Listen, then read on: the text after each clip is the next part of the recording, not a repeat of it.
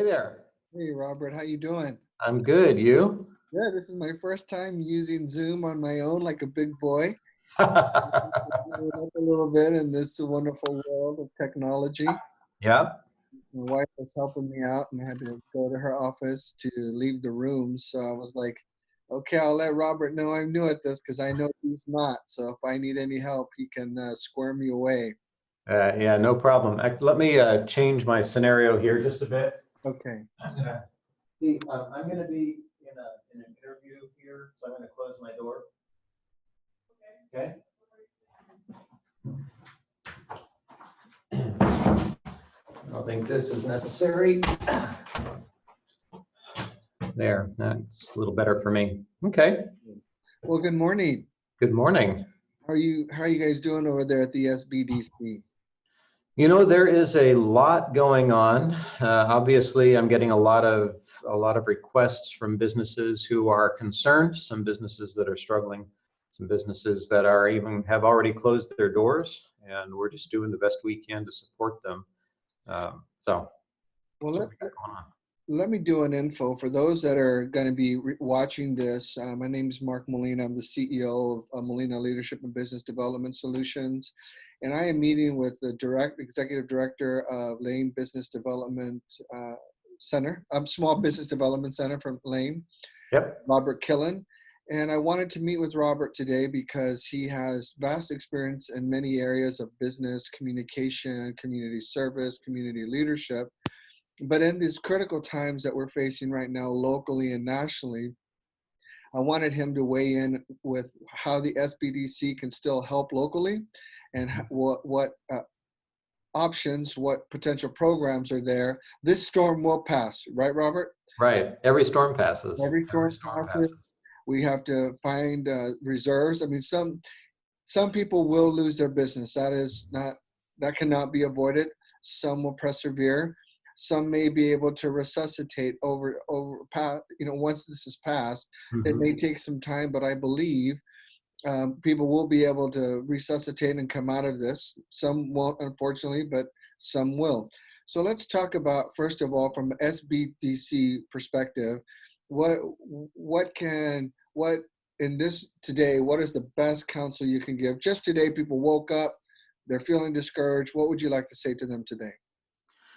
So the first thing is just to recognize that there is no reason, well, there's reason to be concerned, but there is no reason to shy away from the work. That it's very easy for us in times like this to just crawl up in our own little shell and wait for things to pass. But for a business owner, for anybody who is managing an operation, recognize that everybody needs business owners and managers to show leadership in this time, and leadership includes recognizing that this will pass, recognizing that in many cases they can make it through. So just recognizing that there is an end to this. This is not the end times. Yes. It is simply I shouldn't say simply, but it is an event that will have an end to it. Yes. We don't know if that end is 4 weeks from now, 4 months from now, or a year from now. We don't. And that's one of the things that makes it so hard. But there will be an end. And one of the other categories that it's kind of hard to say this, but there will be businesses that come out of this in better position Absolutely. than they are now. There will be, and not just businesses that are taking advantage of hysteria, but businesses who are well capitalized or have a good strategy, who will gain market share where there is need, where other businesses are having to step out. So there's even opportunity here. I think with what you just said, and some businesses will also get better because they'll learn some better management techniques. Yep. They'll learn where to cut costs. They'll learn how to discipline themselves in new ways and different ways. And let's just say a business owner calls you today and say, man, Robert, I need some help. I'm scared. I'm afraid I might have to close my doors. Can I come into your office and sit down and talk with someone? What kind of services would you be able to offer to them or expertise? So the first thing I have to say, because of the measures that are being taken. We would be able to talk with them, but on the phone or through Zoom like this, Sure. we've actually shut down the organization for in-person advising, just to be safe. However, we are still providing all of our services, 100%. So what I would say to somebody, what we are counseling now, and we're already doing this, Mhm. the counsel that we're giving, it starts with an assessment of internal capacity. What is your capacity right now Sure. to handle a downturn? Do you have reserves? If you don't have reserves that will last for a length of time, what is your situation with your bank? Do you have loans with your bank? I would highly recommend anybody who has loans that they go to their bank. Hopefully they've got a good relationship with their bank right now, that they go to their bank and they say, what can you do? Because banks can, in the right conditions, they can change terms to make it easier for people in the short term. And there are banks right now who are using this as an opportunity to create new relationships by offering no interest loans for a period of time or lines of credit for a period of time. So there are resources out there. The next step, once you've gone through that, is to look for relief loans. And everybody's heard about the SBA relief fund that the president announced a few days ago. That is underway, but it's not yet accessible to us here in Lane County. The Oregon application to the SBA to have counties within our state designated as disaster areas so that they can access those funds, that hasn't yet been approved. We believe that the application has been made, but the SBA hasn't yet approved it. It will come. We don't know if it's coming today or in 4 days. It'll come, and probably soon. So the thing to recognize is when that happens, even in normal times, it would take about a month under best conditions from making an application to the SBA for fund relief, for funding for relief, and actually receiving any of those funds. It would take about a month. And that's by the SBA's own estimate. In reality, it often took longer in past emergency times. But here's the important thing to remember, is that in past times, emergencies were geographically isolated. There would be a tornado, there would be an earthquake, there would be a flood, and the area of relief was very small in comparison to what we're talking about today. We're talking about a nationwide need. The SBA has never been tested like this. The SBA has never had to process the number of applications that they are undoubtedly going to receive. And that means we don't know how long it's going to take them to get through applications. It could be a very long process. So I am counseling all of the businesses that come to me to recognize that the SBA relief funds are a long-term process. Yes. And that if they have needs right now, as many of our restaurants do, and many of our businesses do, they can't rely on the SBA for those funds.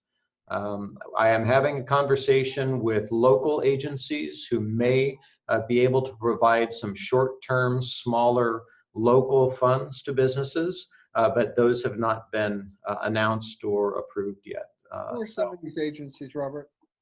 So, the county, the cities, the state of Oregon, all of them have economic development programs, and they have funds that are normally for economic development loans. It is possible that some of those agencies, some of those municipalities or government organizations could repurpose some of their funds for an emergency program. So that's the type of conversation we're having now.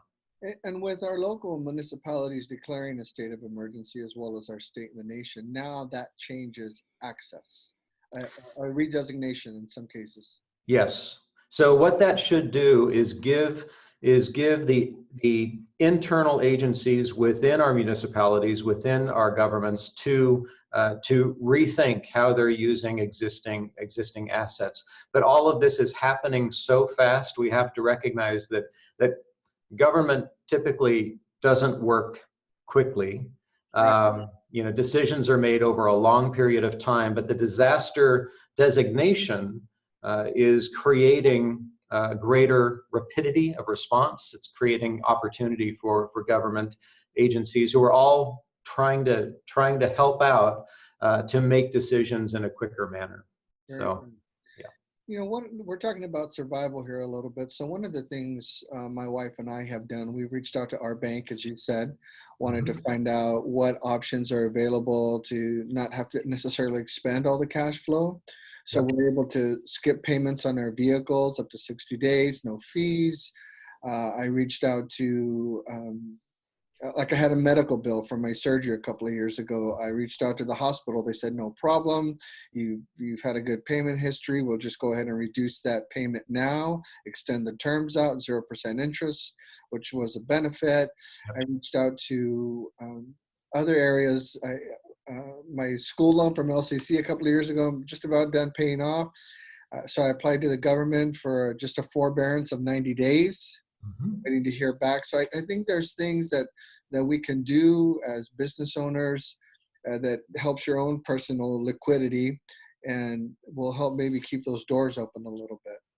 Absolutely. And the agencies that typically we go to for business support, or agencies like BOLI, the Bureau of Labor and Industries, OSHA, the Oregon Health Authority, all of these associations, all of these organizations have not only guidance, but in many cases, they can identify ways that you as a business owner can help out your employees. And so we don't want to shut the door. This is what the point I was trying to make at the very beginning. We don't want to simply shut the door and say this is a terrible situation and everything's getting everything's going to, well, everything's bad. Yes.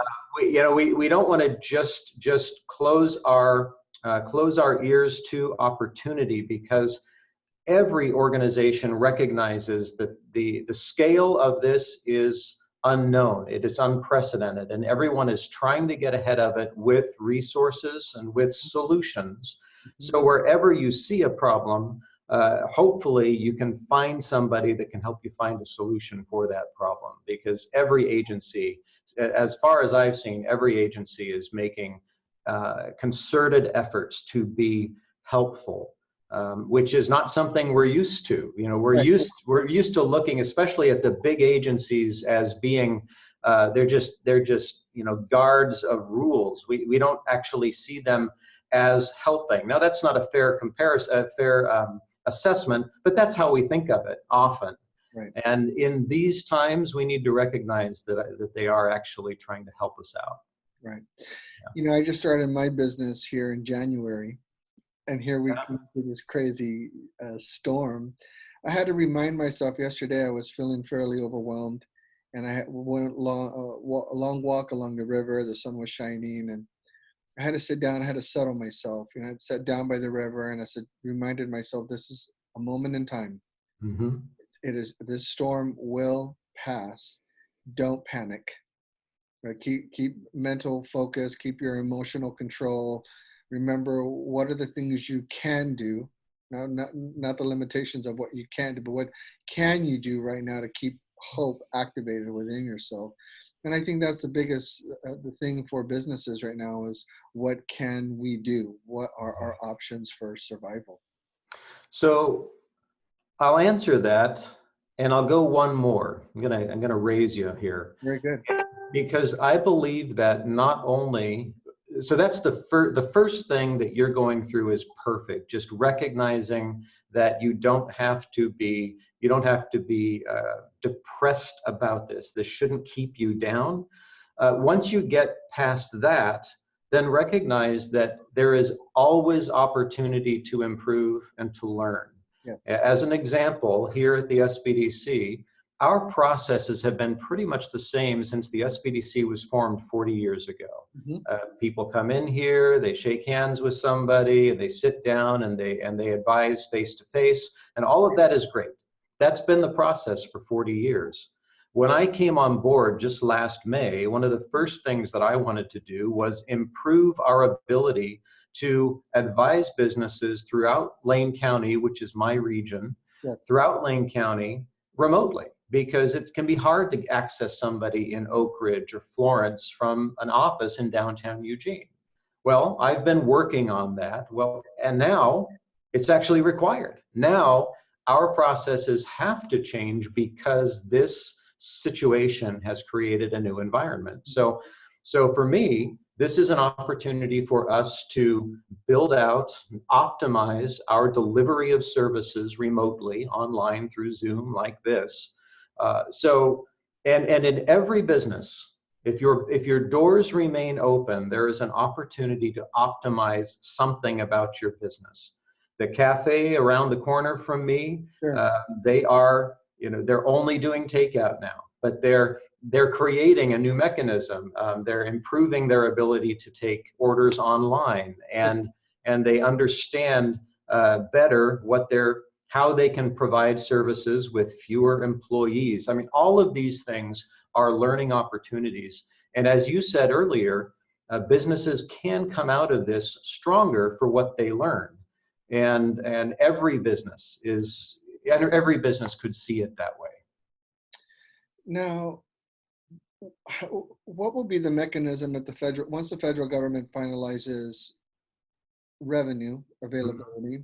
What would that process look like to you, data coming to you, so that you can help facilitate owners who may want to go through that application process to resuscitate the business? Yeah. So I would say that any business that is looking to apply for funds, whether it's from a local resource as they come available or the federal resource, whatever it is, anyone who is concerned about the application process, they look at this, they either go online and they try to do it online and it scares them because these applications can be pretty in-depth. Some applications are going to require that they have a business plan that they may not actually have in place. Some applications might require that they have good financials and they might need some help getting those together. Whenever there is a business owner who finds themselves at some roadblock in the application process, they should reach out to us, because we should be able to help them through that. And that's our job in all of this. For those who are doing their own research for SBA lending, whether it's what we now call the old-fashioned SBA loans, traditional SBA loans, or these disaster relief loans, if they go online, the SBA is going to point them to us as a resource for helping them get together. So that is right dead center in the middle of our work, is helping businesses in those types of situations. Well, the Veterans Administration points directly to your local SBA. I'm getting a master's degree, and the university I'm taking my online courses from out of New York pointed to go to your local SBA for assistance on the business plan. Yep. It's listed in the book itself multiple times. Go to your local SBA if you have any questions. They have great expertise. So that's exciting to know that the SBA itself has such recognizable expertise. Yeah, the SB. So a little bit of background about the SBA, the SBDC, and I'll add SCORE to this conversation as well. So the SBA has been around since after World War II, and during the 50s, there was a situation where, because of the GI Bill, there were lots of soldiers who came back from the war, got their education, and then went out to start businesses on their own. Yes. But they didn't know how to do business. They started businesses, but businesses were failing. And they realized they needed to help. So some research was done, and wouldn't you know it, they found out that if somebody who starts a business has someone they can lean into with some expertise to help them make decisions, that they were more likely to succeed. Very good. And it makes sense, because nobody actually gets into business because they like or are comfortable or have any knowledge of HR policy and bully regulations. I mean, nobody gets into business with that experience. Correct. Every business owner will eventually, if they grow, will grow to a point where they need to manage that level of detail. They need to have somebody with that expertise or be able to find somebody who can help them. That's our job. And SCORE, in the late 60s, SCORE was launched as an outgrowth of the SBA, the Small Business Administration, for that purpose. And SCORE still, we have a Willamette SCORE chapter here that has volunteer expertise to sit with a business owner and go through situations and help guide them along their way. SBDCs were created about a decade later. In 1980 is when the SBDCs officially got started. And it's a little different model. We have paid part-time employees who do the advising, and we also have a collection of classes that we run through Lane Community College to help business owners and those who want to go into business. Right. So that's the model, and it is fantastic work. We are funded by, to some degree, by the Fed. We've got a significant investment by Business Oregon, and then every SBDC center in Oregon is attached to what was in 1983 a community college. So there are 19 centers around the state that covers the entire state. And all we're doing, or all we're supposed to do, is help businesses succeed. And there's nothing more exciting than that. Sure. That's my job. Now, what does SCORE stand for, Robert? It doesn't stand for anything anymore. Okay. It used to. It was an acronym, and I can't remember the first 3 letters, but the last one was Retired Executives. So SCORE was developed as a mentorship program that reached out and engaged retired executives who wanted to sit down with younger executives and share their expertise. Oh, very good. A while ago, I don't know, in the last 10 to 20 years, SCORE decided that moniker and the retired executives idea really didn't match their model anymore, so they abandoned the acronym and they just call themselves SCORE now. Okay, very good. So let's back up a little bit. Businesses will be birthed out of this time. We know that. Some will be rejuvenated out of this time. Mm-hmm. Someone sees a business opportunity and they have the ability to try to push that forward, but they're not sure what to do. What advice would you give them? So anytime somebody's starting a business, even if they think they know exactly what to do, I'm going to recommend that they formalize a business plan. I know business planning, depending on where you are and what you've read, business planning in some areas gets a bad rap, but here's the reality. If you are going to be successful in business, you have to have a goal and you have to have plans to get there. Yeah. And that's a business plan. Yes. So we have classes that we give, and we also do advising here through our advisors on business planning. Mm-hmm. A business plan, you need to identify what your unique value proposition is. And if something's not being done in the market, why is that? Right. Are you really the first person who ever thought of that idea? Or is there something that didn't work that you're going to have to figure out and overcome before you're going to be successful? So that's where you start, and from there, once you have an idea that you believe is marketable and saleable in your market, then you build your financial model. You have to work that out. Nobody starts business knowing all of that. Right.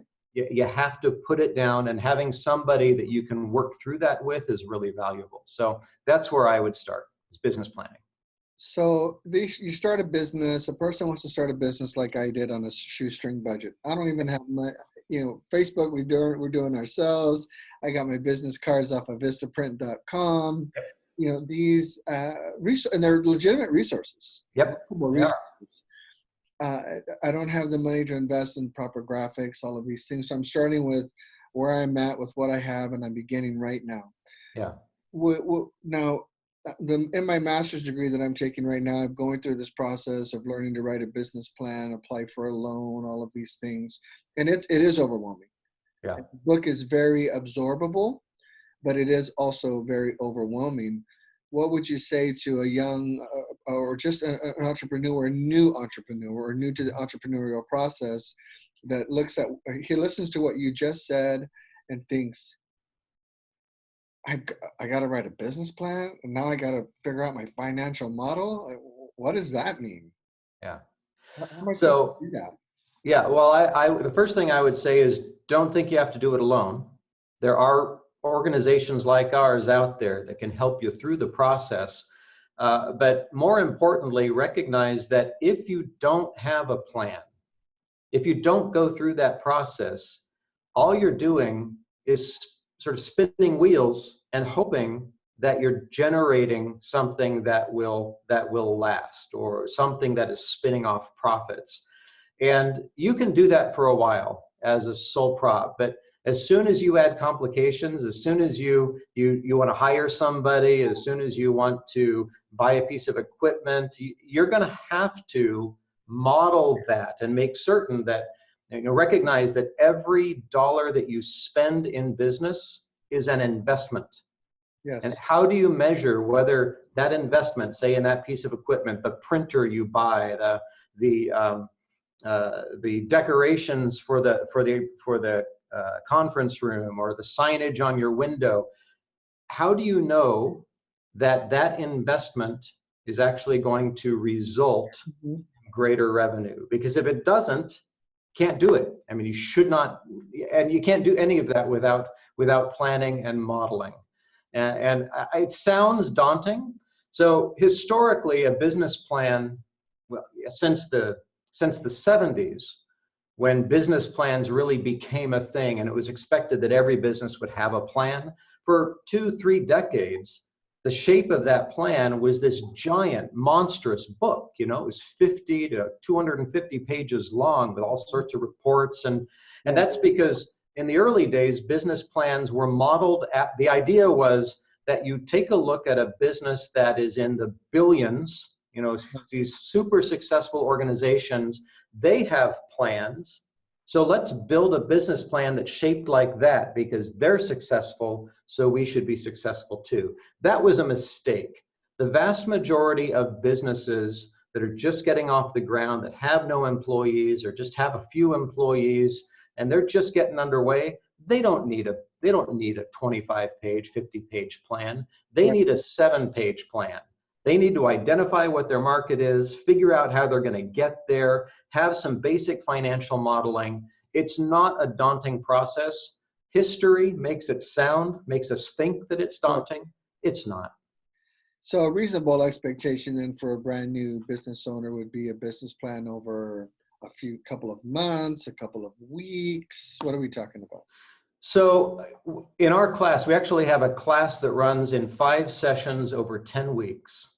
And we use LivePlan, which is it's a product that happens to be developed by Palo Alto Software that's here in Eugene, but it's a global product. Yes. They just happen to be here. So we partnered with them. So when we have somebody come in, we get them a seat in LivePlan that they can use through the course and build out what ends up being a 5 to 7 page business plan over that amount of time. Somebody could sit down over maybe 2 weekends on their own, and if they're fairly savvy or have some good personal support, they could probably build a good business plan within a couple weeks. I'd recommend making certain that you bring it to someone, have somebody look at it who is fluent in business plans, whether that's us or SCORE or a friend who's in business who's done that on their own. Very good. Yeah. So let's talk about, if you could address a little bit, build your financial model, your terminology. It's like some people, like for me, as I was reading Building the Financial Model, reading about that piece of your business plan, It's like all of a sudden I got to have assets and I've got to have all this extra money, which I don't have. What am I supposed to do? This is never going to work. Why did I start this? I'm never going to make this happen because I don't have the money or the resources that the bank says is important for me to get this kind of loan. What would you say to that? So first I'll say that my tagline, if you go to my LinkedIn page, is there is always a way. Mm-hmm. Okay? There's always a way to get something done. The financial model is simpler than you think. A financial model is a model that allows you to say, if I build a product, create a service, Mm-hmm. and I sell it for this amount, and I sell this number of that product or service, then I'm going to end up earning more money than it cost me to build it. It is that simple. Now that seems so simple that nobody should have to build a model, but the reality is once you're in business, it can be very easy to fool yourself into thinking that your model is actually positive, that your model is getting you where you want to go. I had a business owner that I worked with back in the 90s. And he came to me one day and he said, could you look at my financials? I feel like something's wrong here. And I took a look at his margin, how much he was adding to the cost of goods, the cost to produce his goods. And it seemed really low to me. Mm-hmm. And I asked him where he got that number. And he said, well, I got that from industry, from the industry. I've done my research and this is what the industry does. So I took a look at that same research and pointed out that rather than identifying that as a margin, he had marked up his costs. So a very simple illustration of that is, if I say I need a 50% margin on a product that costs $80. So if I'm saying my gross margin is 50%, what I'm saying is that it costs me 50% of the total Yes. to make it, leaving 50% to go toward other expenses. So that would be a 50% margin. Now imagine if I told you you need a 50% margin on your $40 costs. Right. And you interpreted that as meaning you needed to mark it up 50%. You would only mark it up $20. You wouldn't. So just a simple misunderstanding of the difference between a markup and margin could have you underpricing your product. Yes. By a quarter, by 25% in that case. So this was the mistake that owner had made. Mm-hmm. He had marked up his product, the cost to produce his product, rather than creating a margin. So that's a lot of technical mumbo jumbo, but here's the crux of the story. He had done that 18 months earlier. He had spent 18 months of business with an improper financial model.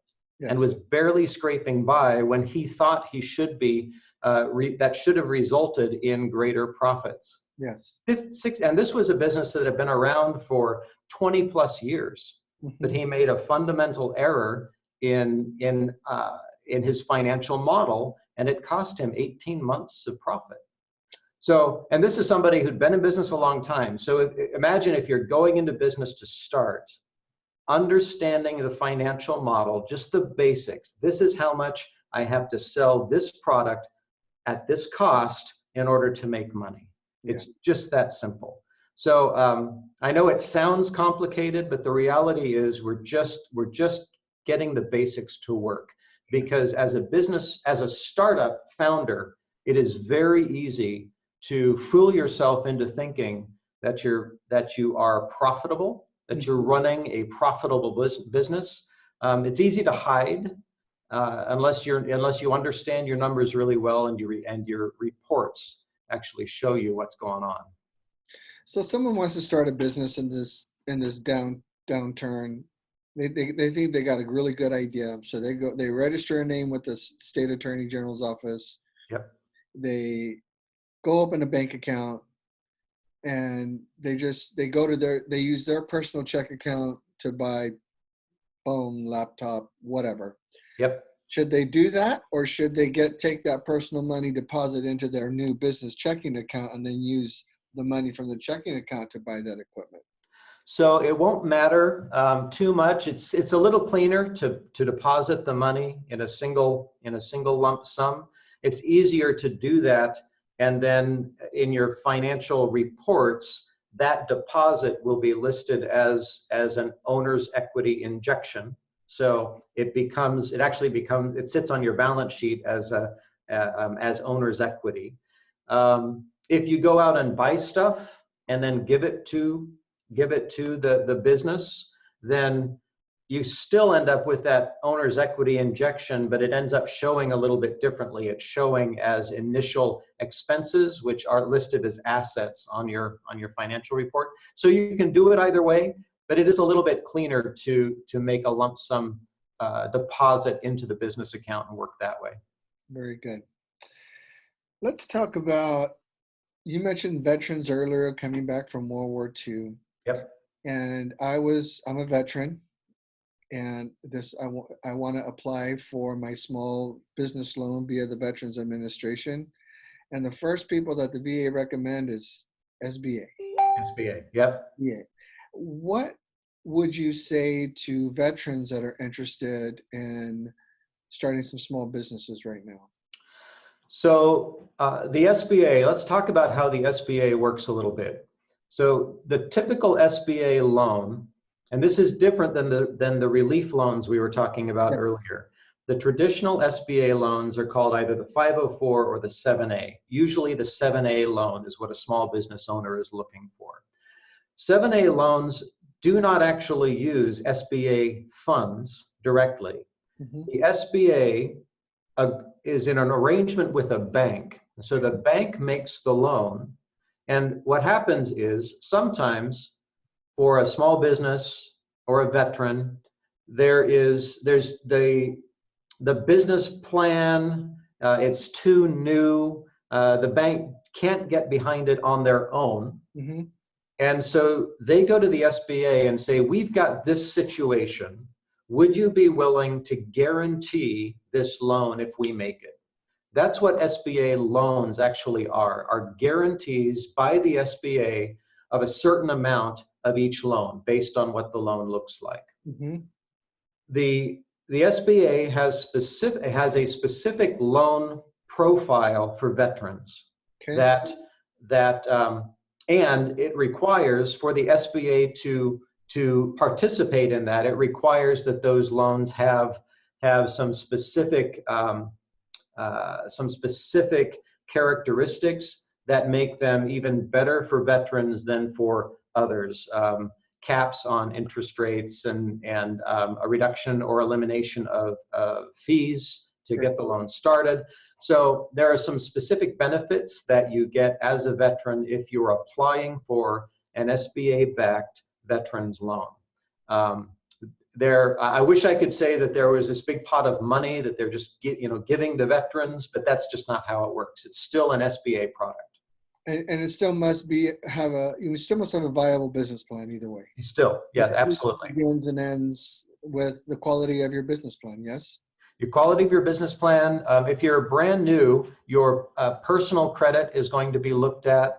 All SBA loans request a personal guarantee, and that might even include a lien on your home. So recognize that does come up with SBA loans. With the SBA, there's this rule or a guideline that no loan that is otherwise doable, otherwise lendable, should be turned down for a lack of collateral, meaning there's no home to tie into it, there's no collateral. That is the guideline, but typically, if there is no collateral, the business will say, well, it's not doable, or the bank will say it's not doable. So that can get in the way. but it shouldn't get in the way if everything else is rock solid. Let's talk Pat, about that. Let me rock solid. That's a yeah, scary term when you're talking about credit scores and yeah. collateral and what's reasonable for someone to have. What's a reasonable expectation? A rock solid history, or because we live in a different time, brother. We do, and so when I was a commercial banker, it was before the downturn. I left banking at the beginning of the downturn. So before the downturn, the expectations were if you had a credit score under 700, it could get difficult to get lending. Since the downturn, that has shifted downward because so many people were impacted by the downturn negatively. Yes. So there's a little bit more forgiveness now, depending on what your credit history looks like. Rock solid, for a bank to get excited about a new or newer business, some amount of time actually in business really helps, rather than just starting with an idea. That's really hard for typical banks to get behind. But so some amount of time in business, even a couple of years, would be Sure. great. And a couple of years of that where you can see some success. You can at least see a trajectory that looks profitable, that looks like it's heading in the right direction. A solid personal credit history helps. Expertise in that area helps a lot. Sure. So it's much easier for somebody who has been in the industry to get a loan than somebody who hasn't. I once had this, it was heartbreaking for me. I was over in Bend and a guy came and he wanted to start a custom, I can't say too much, let's say a custom food product. And I absolutely loved what he was doing. He was many years in business, but he came from Silicon Valley. He was a tech guy, and he was moving into food production. And as much as I wanted to, I couldn't convince my bank to lend to him. Even though he had everything else, he just didn't have the experience in the industry. And that was enough to scare away my bank. So, and every bank is going to have a different appetite for different types of businesses. That's something that not everybody recognizes. That one bank may say absolutely no to this idea that you have, this particular job, where another bank is all for it, and that will have to do with the amount of damage that they've experienced in those sectors over time. And every bank is different. So just because a potential entrepreneur, okay, let's say they've had their business for a year and a half, they start applying for some funds, they get turned down. That doesn't mean they should stop looking. No, absolutely not. In fact, one of the biggest messages I have for somebody starting a business is to recognize that there are numerous agencies who are interested in supporting businesses and supporting them with loans. So most people just think of the bank, and if they don't get it at the bank, they stop. But here in our area, we have Community Lending Works that's located in Springfield in our region. Community Lending Works is what's called a CDFI, and it is a fund that is designated for people who are not yet bankable. People who can't get a bank loan. So obviously their requirements are looser than a bank's, and their sweet spot for loans is 100,000 or less. They will do some that are bigger, but they can do pretty small loans to help people get off the ground. You do have to have a business plan. You do have to meet their requirements, but their requirements are by definition looser than a bank's. So that would be a place to start. And then especially if you are minority owned or you are employing people, and you can identify that a loan is going to lead to a certain number of employees, there are funds with the county, with the cities, with the state that all exist to support businesses. So county, city, and state. State and federal I could see, but I didn't know about the county or city options. Yep, they absolutely do. And there are some loans that you won't find at a bank just in how they're shaped. For example, the state and community lending works both have loan funds.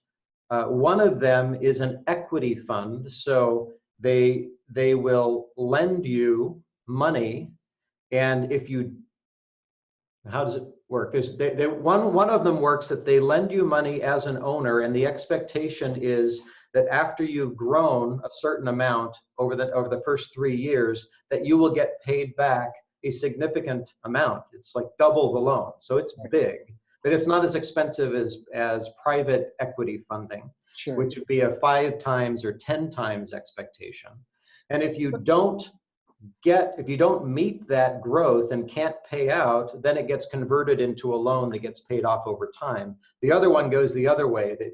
They give you a loan to pay back, and if you can't pay it back within a certain amount of time, then it converts to equity and they take an ownership in your business. So, and those are things you'd never find at a bank.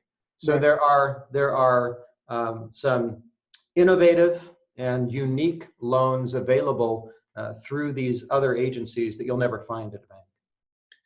The last option you talked about regarding if you can't pay it back, they take ownership. That's kind of scary. So it can be, but recognize that it's a little different when you're talking about a lender taking an ownership position, because a typical lender doesn't have the ability or a desire to come in and manage your business. Yes. It's a little different than if you're getting private funds. If you're getting private funds, a private investment, you can expect that if somebody is investing and is taking 20% or more of your business, that they're going to want to have a say in how your business is operated. And that may be the very best thing, because in many cases, somebody has a great idea that is just by its nature an excellent investment. But just because somebody has an idea doesn't make them an excellent manager, doesn't make them a great operations person. That's correct. That's correct. Sometimes you can go and find a private investor who may come in and take 30% of your business, but they also bring with them the expertise to get it done that you could never get it done otherwise on your own. So sometimes that is the best choice, but it is really hard for somebody who has an idea for a business, and that idea is their baby, to agree to give ownership, some portion of ownership of that baby, over to another person. It's really hard. It's one of the hardest decisions a founder can make, but in some cases, it's absolutely the right one. Sure. So it's not necessarily, and I just wanted to hear your thoughts on that, because I think for some people, the idea that someone else gets a piece of my hard work can be very intimidating, but it can also be the needed asset or action to continue to allow that organization and that individual to move forward in their dreams. Yeah, absolutely. And it's so let's imagine you have an idea, I have an idea, and this idea is brilliant and is a 9-figure idea. This is a $200 million potential operation. And me personally, I'm not going to get it off the ground. I'm not going to be able on my own to get over $1 million. I could build out my team and work locally, but then I have somebody come to me and say, I want 80% of your business, but this is what we're going to do. Well, do I want 100% of $1 million business, or do I want 20% of a $200 million business? Correct. The answer to that's pretty clear. Sure. But even then, it can be really hard for people to give that up. Now, I think it's easier today because people have been watching Shark Tank now for a decade, so they kind of understand that it's a give and take. But I have clients here who have ideas that they believe are 9-figure ideas, 9-figure concepts, businesses that are underway. And I agree with them. I think in one case in particular, I absolutely agree that that's a potential, it's a huge market, but getting over that hurdle of bringing somebody in who's going to take a piece of it as part of the, as part of the next step, they just can't get over it. And I understand that.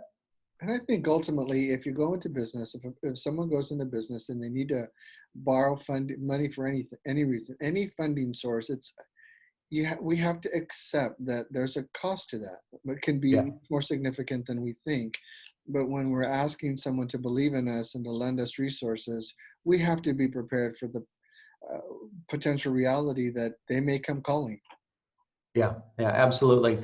You know, I wanted to mention earlier, we're talking about bank lending. It's important for everybody to realize that the bank is not lending their money. The bank is lending our money. You know, Yes. that's what the bank is using deposits by average Joe citizen, you and me, and they are lending that money out to the business community and to individuals at an interest rate. And that's one of the ways that the bank makes money, that the bank is actually a viable institution. Mm-hmm. And we tend to look at a bank as, especially small business owners who, you know, they go to a bank and they might have a new service. They've got no collateral, they've got no time in business, they've got no financials that they can look at, and they don't have a good credit score, but they've got this great idea, and then they get mad at the bank for not being willing to trust them. Sure. And I think it's a lot easier to understand the bank's position when we think about the bank holding our cash in their hands and making a decision. Do I want to give this person my client's cash? Do I want to give them that cash? Do I think they're going to make it? I think it makes I think we have to be recognize that the banks are stewards of the public's money individually, and they make the best decisions that they can. Yeah. And that's why they are not often, they don't take big risks, because it's your money and my money. Sure.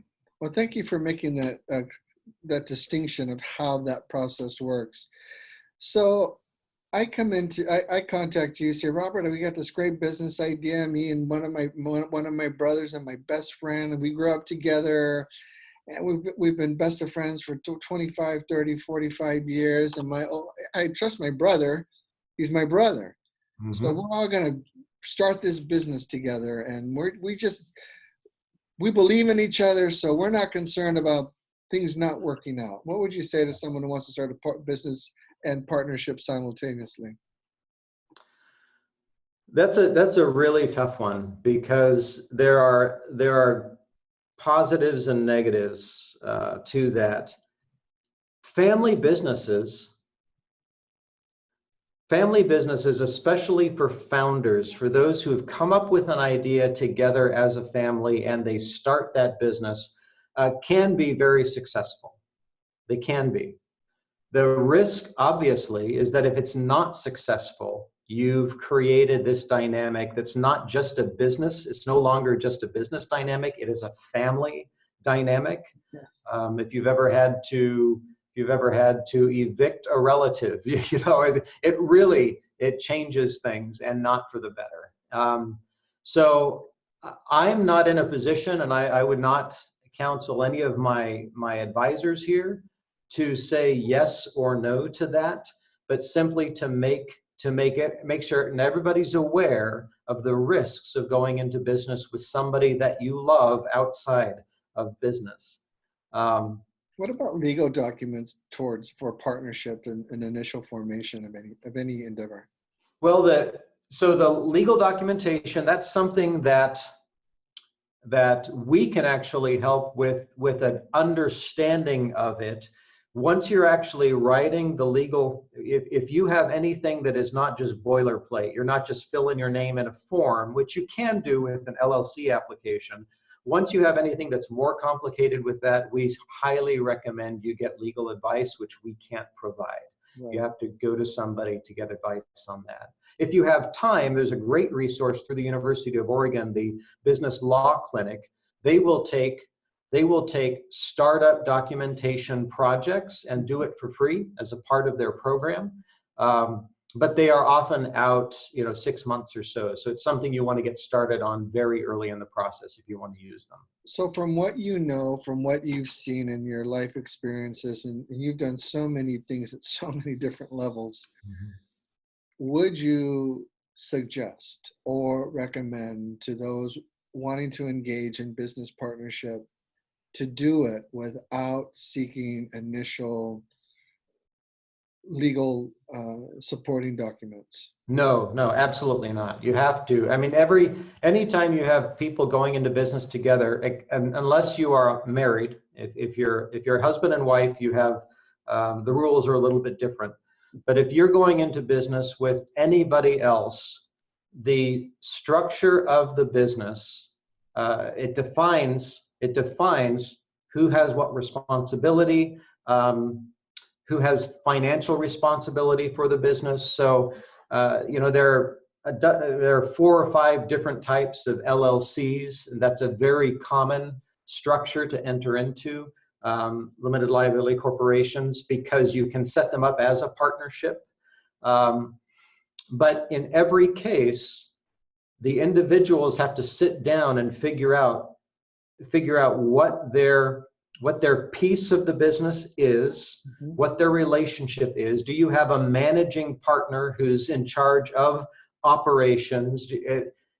It requires more than just filling out a document once you've added one more person to the mix. So I would strongly recommend that anybody doing that get legal advice, either from a CPA who's a business-focused CPA, or a business lawyer.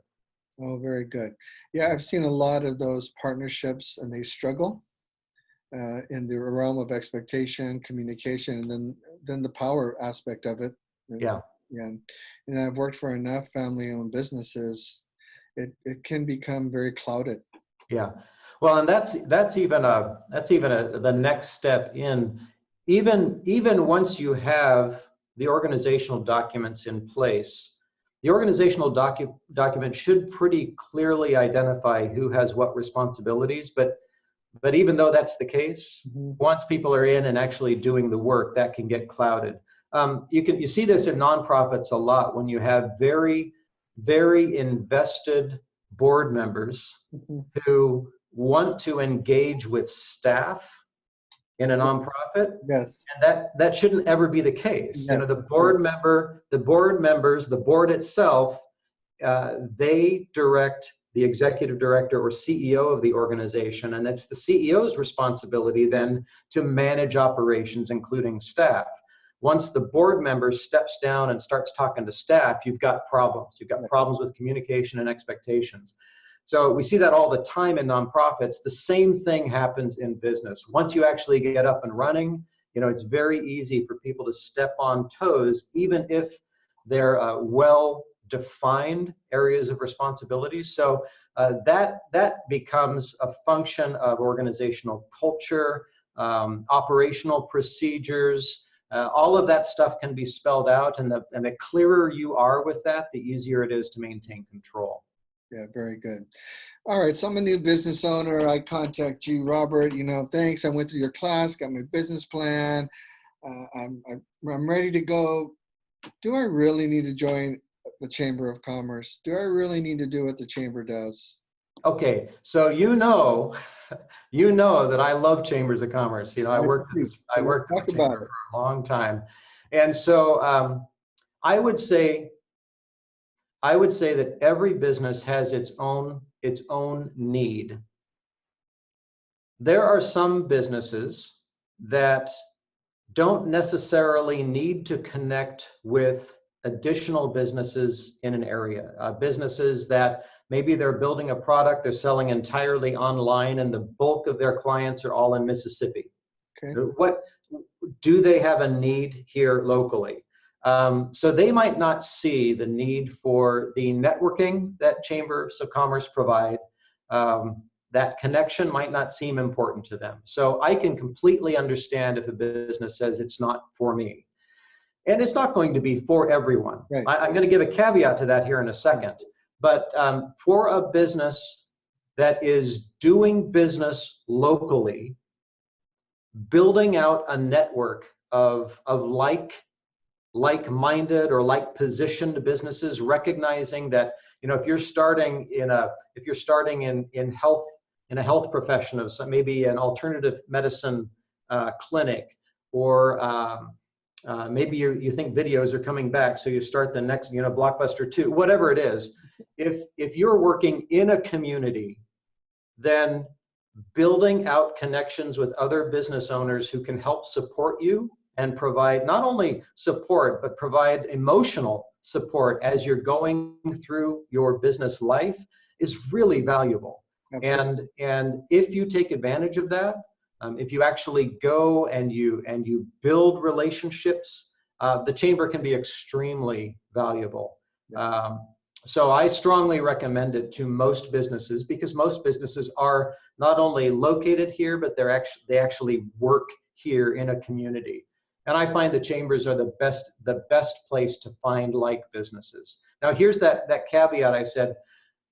One of the things that chambers do, not all chambers, one of the things that larger chambers do, like we have here in Springfield and Eugene, is advocacy. So a chamber will advocate on behalf of the business community, particularly the small business community. There's nobody that does it better than the chambers of commerce in that particular area. Yes. If, as a business, you feel that you want to support the organization that is looking out for you, you should support the chamber, if only for that reason. So, you know, I believe that chambers benefit businesses of all types, regardless of how local they are. I mean, how local their work actually is, and are deserving of support. But that doesn't mean that every business is going to see a return on their bottom line that's identifiable as a result of chamber activity. Very good. So as we wrap up, I'm going to put you in the middle of a scenario. You're standing on stage in a large auditorium. You've got 1,000 business owners under our current economic structure right now, facing the pandemic, facing some of them come to this meeting that you're speaking at today in this moment, trying to decide if they should stay open, looking for an answer, looking for hope. What should I do next? You've got 1,000 entrepreneurs in front of you right now, and you've got this one moment in time with them to speak some kind of encouragement. What would you say to them? So I would say it's probably the same message that I would give to anyone at any time.